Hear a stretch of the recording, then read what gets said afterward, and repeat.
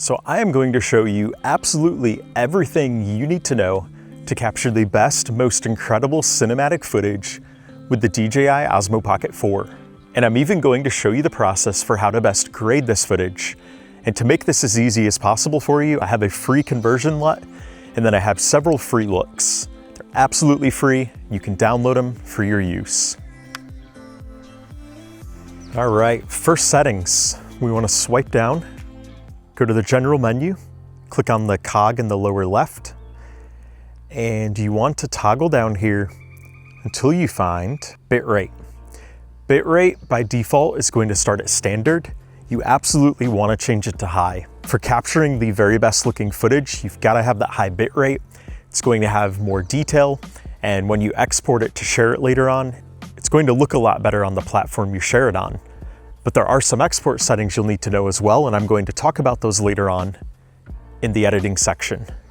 Once you've set that bitrate, go back here, and while we're here, we want to go back here and we want to change the joystick speed. And for zoom and gimbal, we want to put this down to 1 for both.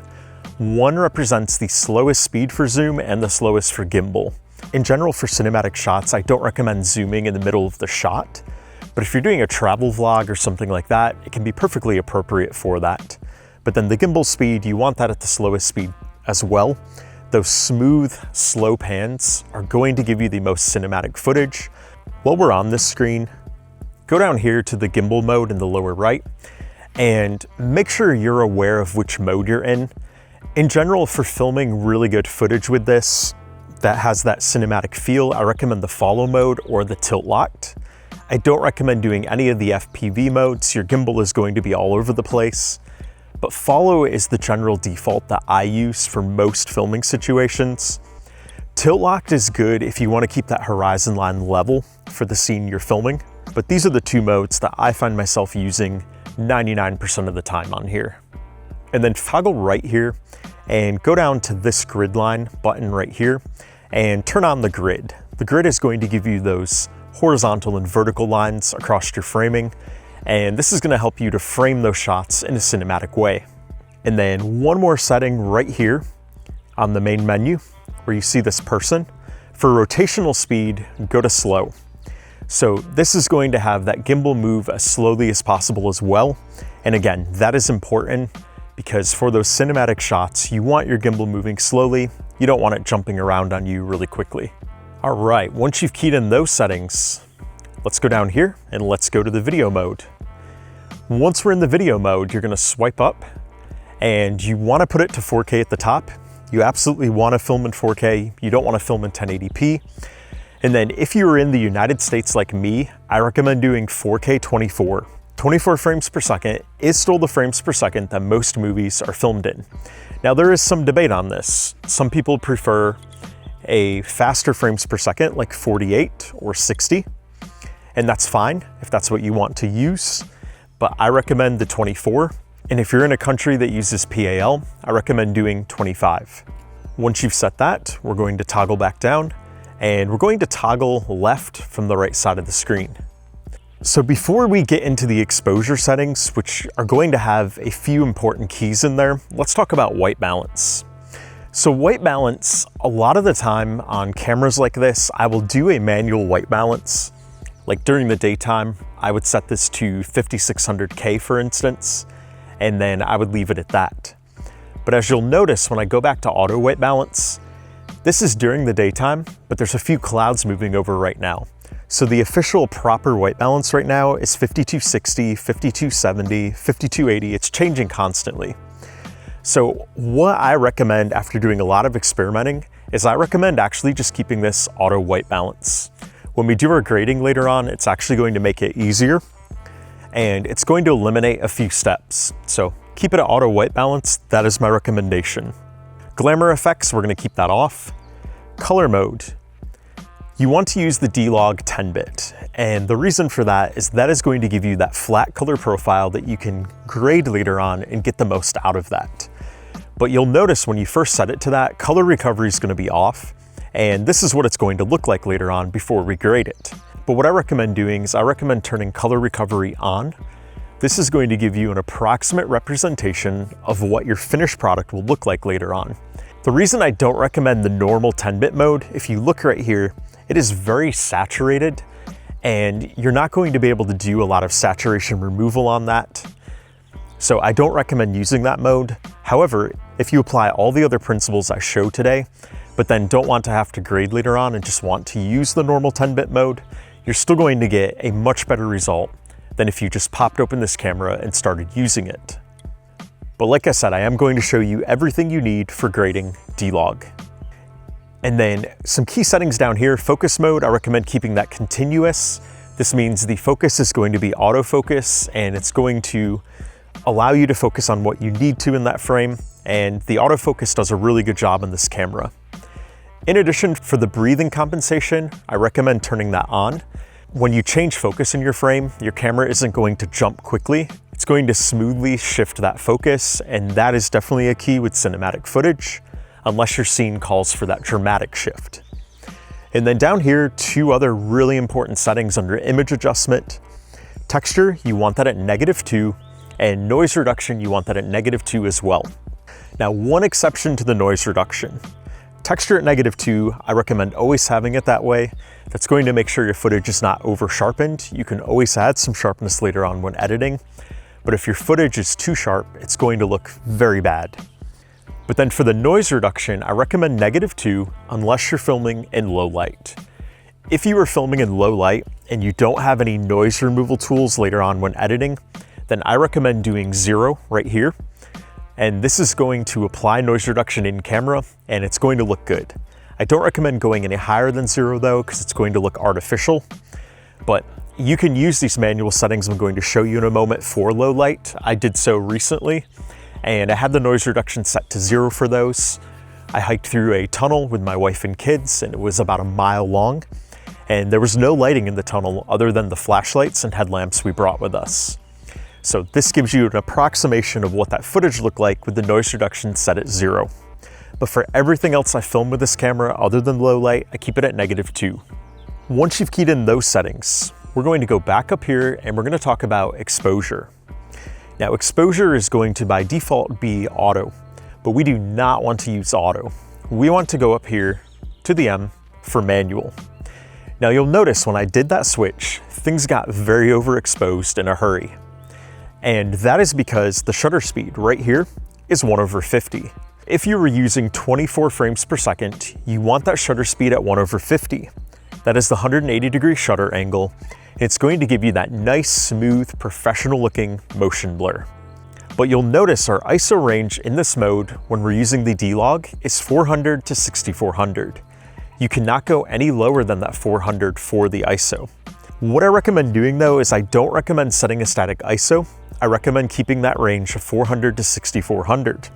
But what you have to do is there's one piece of equipment you have to own if you want to film with the shutter speed in the daytime. And that is ND filters. So two brands that I recommend for getting the best bang for buck with the Pocket 4 are Freewell and Telesin. I own filters from both of them and they each have their pros and cons, but they are very nice filters and they will help you get very nice results. So I'm going to show you how to get the exact exposure dialed in that you need to capture that incredible footage. So this ND filter pack right here is from Freewell, and this has 14 different filters in it. And these filters range from ND8 all the way up to ND1000. In addition, there's some light pollution filters in here. There's a mist filter. There's filters with polarizers on them, all kinds of filters. Basically every filter you could need is in here. But what I want to show you is I want to show you how to select the correct filter. So if I had an exposure like this where it was +3 for the EV value, meaning way overexposed when the sun's out, and then when a cloud goes over, it might go a little bit like to 2.7 or 2.3, I would start off with a filter of ND32. So I've got the ND32 filter right here, and I'm going to pop it on. And it is magnetic, it's going to attach and it's going to stay there. So here's what you want to take note of. First of all, after we did the ND filter, the camera is going to adjust and it's going to balance the EV at 0.0. But ND32 is not the right choice for this moment, and here's why. What it did is it changed the ISO to 1600. So what that means is we're not able to take advantage of the ISO 400, which we want to. Ideally, we don't want to see the ISO go over 800 because over 800 is going to introduce some noise and grain into your footage, and it's not going to look the best it possibly can. So what we want to do is we want to take ND32 back off, and we want to try the next lowest ND filter, which is ND16. And by the way, something I discovered yesterday while hiking and using ND filters. So I accidentally held the filter a little bit close to the back of the gimbal here, and the gimbal grabbed onto it for me and held it there. So what I recommend doing is if you are using multiple different filters when filming a scene, like say a day like today where there's clouds and sun, and the sun is going in and out from the clouds, you can put one of your filters right here. So in this case, if I'm switching between ND32 and ND16, ND32 when it's sunny out and ND16 when the clouds go over, I can put the extra one right here. That way I don't have to keep pulling this case out of my pocket, digging out the filter I need, closing it, all of that. So keep that in mind, just a helpful tip there. All right, so what we're gonna do is we're gonna put ND16 on, and we're gonna see if we can get that balanced exposure without the ISO going so high. We're gonna pop it on. All right, so that is better, but our ISO is still hanging out right around 800.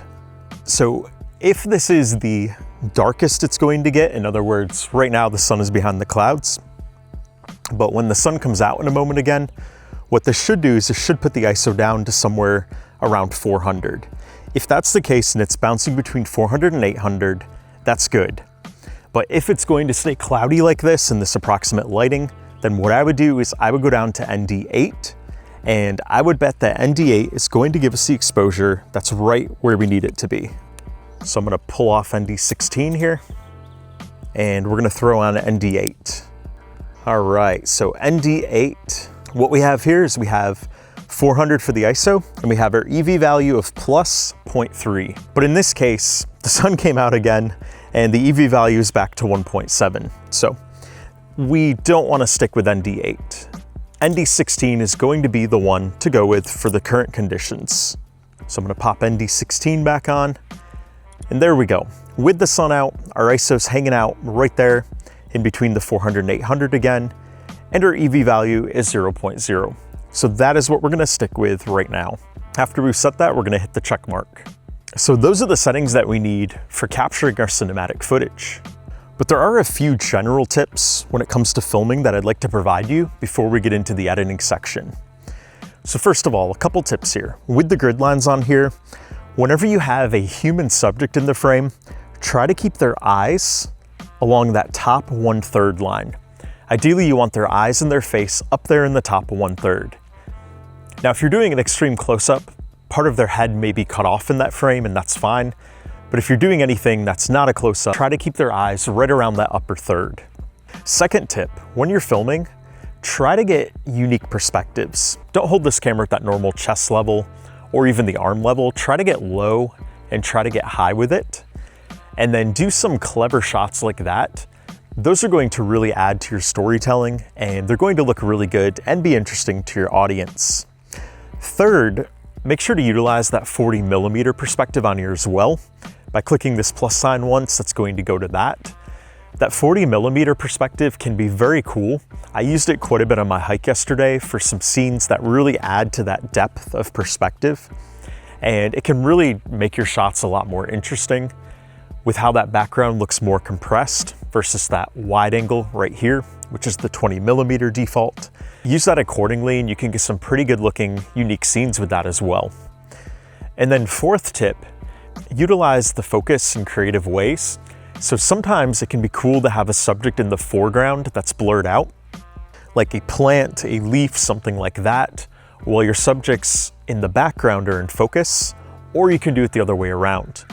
When you're panning or walking toward a subject or backwards, utilize those different elements in your environment to make for a more interesting scene. And of course, tip number 5, if you're intentionally filming a story, plan out some of those scenes ahead of time. Think about some key shots you want to get a couple wide angle shots, get a couple mid shots, and then get some close-up shots. And because of the autofocus on here, you can actually get pretty close to a subject and still have them in focus, and you can have that nice background blur. So use that to your advantage. You can really tell great stories with this, and you have the 20mm for your wide perspective. You have the 40mm for the middle. And technically, if you click again, you have the 80mm perspective. Be careful if you use this perspective because it can introduce some digital artifacts because this is a digital zoom, but definitely use those perspectives accordingly when they fit for your story. And then finally, one other tip is make sure that if you're going to have a lot of talking or voiceovers in here, make sure to use a wireless mic. Don't just use the audio out of this camera, connect a wireless mic. I use the DJI Mic 3 with this camera, and it gives me incredible audio. All right, it's time to emerge from the tunnel. I think we can turn off the light now. Is that okay? It is so bright, my eyes are gonna have to adjust again. You could have the most visually appealing video, but if your audio is terrible in it, it's going to ruin the whole thing. And finally, one other thing to consider, if you're doing a multi-day story where you need to show the passage of time, don't forget that you do have a time-lapse mode on here. So you have both a motion lapse and time lapse. Utilize those as you can where it makes sense. I do have a dedicated video on how to get the very best time lapses from this camera. I'll link to that above, and it'll also be on the playlist at the end. But utilize those, and those can really fit nicely into your story to tell a good story. And one other thing I wanted to mention is if you want to get some even more creative shots with your Pocket 4, I have this pack right here from Freewell. And what's inside it is you have an anamorphic lens, which I love using this anamorphic lens. I filmed a couple sample shots yesterday in the hike so you can see what it looks like, but you are going to have to de-squeeze that footage later on. So if you film with that though, it's going to give you those really cool lens flares, and it's going to give you that unique perspective. In addition, if you want that black bar look at your top and bottom of your footage, this is going to give you that as well. So it's a really cool technique you can use. In addition, this Freewell pack also has the macro 40mm lens. So if you want to get really close up to something and show a lot of detail close up, this can be cool for things like water droplets, anything like that, or the close-up texture on a tree. You can use that and it'll look very cool. And finally, there's the wide-angle 0.9x lens in here as well. But one thing to note, if you use this wide-angle lens, you cannot just pop on the wide-angle lens alone. Let me show you here. Let me put on an ND filter first so you can see. You cannot just put on the wide-angle lens by itself. If you do that, do you see that? Look how blurry that is. When using the wide-angle lens in this pack, you have to combine it with the macro lens. So let's put the macro on there. So look, when I combine it with the macro lens, you get this. Here's why. When you put these on, you need to put the macro lens underneath the wide-angle lens. So here's the order I recommend if you're going to use the wide-angle lens. I recommend doing this. I recommend the macro on the bottom here, where it's going to attach to the camera. Then I recommend the wide-angle right here. And then if you're also using an ND filter, I recommend that third, because this is what you're going to have to switch depending on the lighting.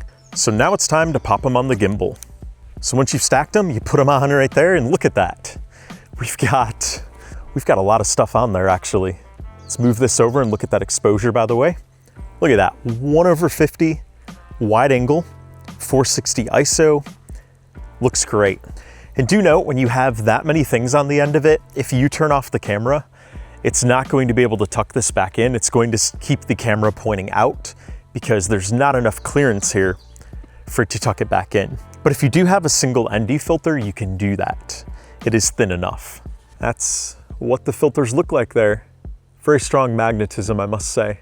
Next, I'm gonna show you exactly how to grade this footage. And I'm gonna show you in Premiere Pro back in the studio. But if you have Final Cut Pro or DaVinci Resolve, the steps are going to be similar. It's just going to look a little bit different. So what I have here is I have a project in Premiere, and I selected a few clips that I filmed on a hike the other day. Step 1, you need to apply the D-Log to Rec 709 conversion LUT. So DJI has a LUT for this. But if you apply their LUT, it's going to give a look that's a little bit oversaturated from my perspective.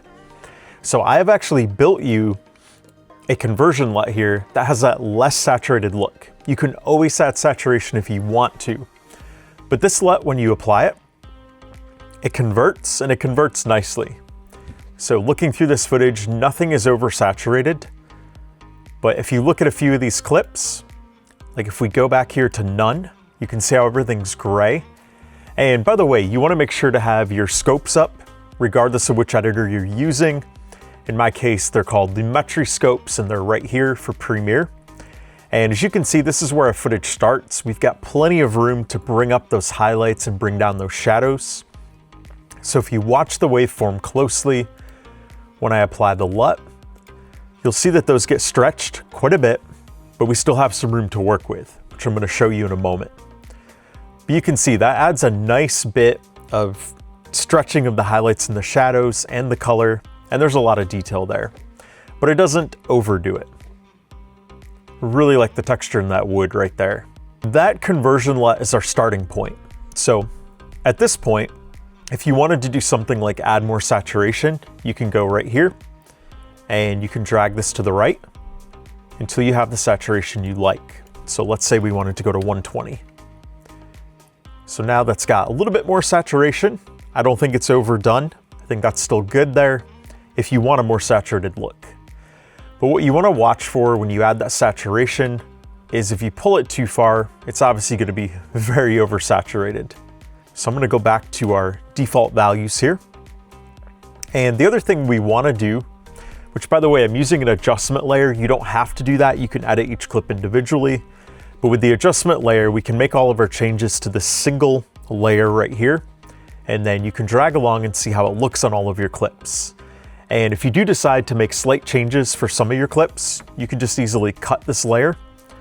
And then you're going to have two separate ones that you can do the fine tuning on. It's up to you how you do that. Just wanted to mention that as a helpful tip. So the other thing that I recommend doing, if you want to grade these yourself, instead of applying the looks that I have, is you want to go down here to curves, and you want to place 3 dots right here. This dot represents the realm of the shadows. This dot represents the realm of the midtones, and this dot represents the highlights. So we want to add a little bit more contrast because the conversion LUT adds some contrast, but it doesn't add a lot. Let's go ahead to this clip right here. So we want to add some more shadows because as we can see in our waveforms here, none of the shadows are down below 10. There's like a little bit that's below 10 right here, but we're going to take this dot and we're going to drag it down. And as you can see, when we drag that down, it adds even more contrast and it makes this look even better. And then with the highlights, the sky is pretty close to being overexposed, but we can add a little bit in the highlights as well. We can do this right here. And then we just want to drag it and see how it makes everything look. So if we go back here, we can see that definitely adds more contrast. So to see what you've done, you can uncheck this here on the RGB curve. And when you check it again, it definitely adds more richness to the image. And then if you want to fine tune it a little bit more, you can go back here to basic correction. Maybe you want to bring down the blacks a little bit further. Let's use this one right here as a good example. You can do that. But one key you want to note is here on the waveforms, you don't want to see anything hitting 0, or you want to see very little hitting 0. So bringing down the blacks, if we want to bring them down a little, we can go to about -4.5. We're good there. That doesn't have anything below that line, even if we zoom in here. And then if we want to, we can bring up the whites just a little bit to add additional contrast. But as you'll note here, with this particular image, I don't recommend bringing up the whites because the sky already has quite a bit of that. Because of the type of day it was, there was a lot of white clouds in the sky. It was kind of overcast. So in this case, I recommend leaving the whites alone. But if we drag through this in all of our clips, the blacks are good for most of the scene, except this last one here at the end, it does make it look a little bit dark. So in this case, we might want to cut it and do a little bit of fine tuning for that clip. But otherwise, I like how it looks. In addition, I'll mention if you want to add some sharpness, you can go down to creative, and where it says sharpen here, try going to 10, maybe 20 if you filmed it in the low texture mode like I did. But I don't generally recommend adding more than 20. Already, I feel like that looks a little bit over sharpened because of all the leaves. So I personally would go back to 10 if you want to add any. So finally, I'm going to show you my looks. So we're going to go back here and we are going to reset everything. We're going to go to curves. We're going to double click this, reset that line. We're going to go to basic. We're going to reset our black and our white. And then we're finally going to go back here and we're going to select none. Now, the reason we're selecting none is because each of my looks I created, I had the conversion LUT and the look on top of it combined. So if you want to apply any of my looks, it's a one-click solution. You don't have to go in and apply the LUT and then apply the look. Just click once and it applies everything. And then after you apply it, if you want to do any fine-tuning here, it's easy enough to do that. So first of all, let's go back here to our folder and let's say we want to apply the warm look. So I'm going to click warm and open.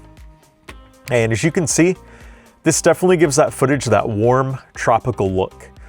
So this is great for any of those travel vlogs, if you're in a tropical place, if it's summertime. It gives that very warm feel to the footage.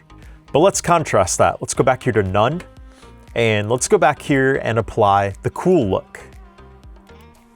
So when we apply the cool look, it definitely gives a cool look. This is great for any of those snowy or winter scenes, anything that's in lower light. It often has a good look to it for that. And even on some of these hikes, like this just kind of gives it that dusk type feeling for the hike. And depending upon the scene, it's going to impact it more than other scenes, but it has that general cool look and feel to it. But let's go to one of my favorites here. Let's go to that classic blue-orange.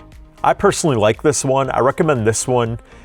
If you're doing any filming in urban areas, this has a great feel for those.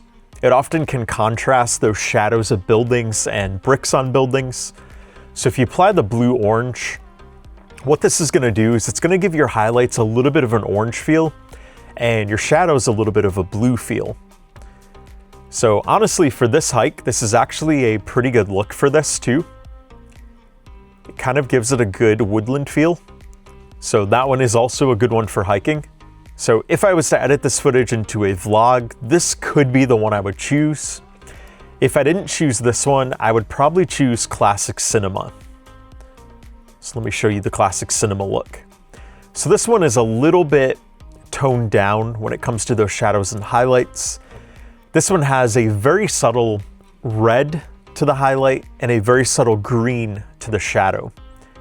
It's definitely more of that classic cinematic feel. This is personally one of my favorites in here. If I was to pick one that I would use most of the time, this would probably be the #1 selection. Just gives that footage an overall really nice look. And then finally, if the classic cinema isn't enough for you and you want an even more contrasty, deeper look, go for deep cinema right here.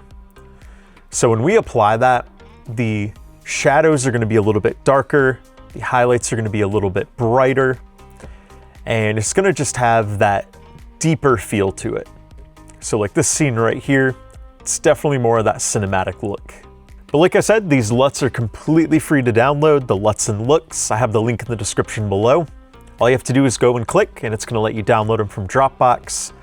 And I hope you enjoy using them. But then one more thing I need to show you. Let's talk export settings. So first of all, I'm going to go back here and I'm going to apply Classic Cinema. I think that's my favorite right here. So let's say we are ready to export. We're going to go up here to File. We're going to go to Export. We're going to click Media. So the first thing you're going to want to do up here is you're going to want to select Match Source Adaptive High Bitrate. And then after you select that, you want to select H.264. And then first you're going to go to Video here. And if you filmed in 4K, you're going to select the UHD 3840 by 2160. That will probably already be there by default. And then you're going to go to More, and you're going to make sure to select Render at maximum depth and use maximum render quality. And then down here for the performance, you want to select hardware encoding, but your device may not allow you to. In this case, my Mac Studio does not, and I actually don't know why. But in the case of the Mac Studio, it does export stuff very quickly anyway. But if it will let you do hardware encoding, go for that, because it's going to take advantage of your GPU, and it's going to do it much faster. For the profile, make sure you select high. And then for the level, make sure 5.2 is selected. And then one of the very important settings, you're gonna go here to CBR, which stands for constant bitrate. And you want to select your target bitrate at least 80, but I personally go with 100. So YouTube has some official guidelines for what you should set this to, and you can reference those. I've done a lot of experimenting with this, and my ultimate goal is when uploading this, I want as little blockiness and compression as possible. I want this footage to look its very best. And I have found that using CBR 100 helps with that. It helps greatly. But the trade-off is you're going to have a pretty large file size. So if you don't want to do all the way to 100, I recommend backing it off to 80. The difference between 80 and 100 with most projects is very subtle. But if you want the very best, go here and do 100. I found going over 100 to something ridiculous like 200 doesn't make a difference. Once it's uploaded to YouTube and compressed, I haven't noticed any differences. And I have done that with some pretty legitimate pixel peeping and no difference that I've noticed. And then finally down here under the audio, make sure to select AAC. And most of this is probably going to default to this already, but I do the AAC 48,000 Hertz stereo, and for the bitrate, I do 320. And then one more down here under effects. First of all, make sure loudness normalization is selected, and select the ITU BS.1770-3. What this does right here is this will normalize your audio for YouTube. And one of the important things with cinematic projects is having good audio as well. So select this right here, and this is going to give you the proper standard for YouTube. And after you selected that, you were good to go. You can go ahead and click export, and your sequence is going to export. As you can see here, it goes pretty quickly. And if you've got the Pocket 4 and want to learn how to get the very best results in other ways, such as time lapses and more, check out this playlist right here.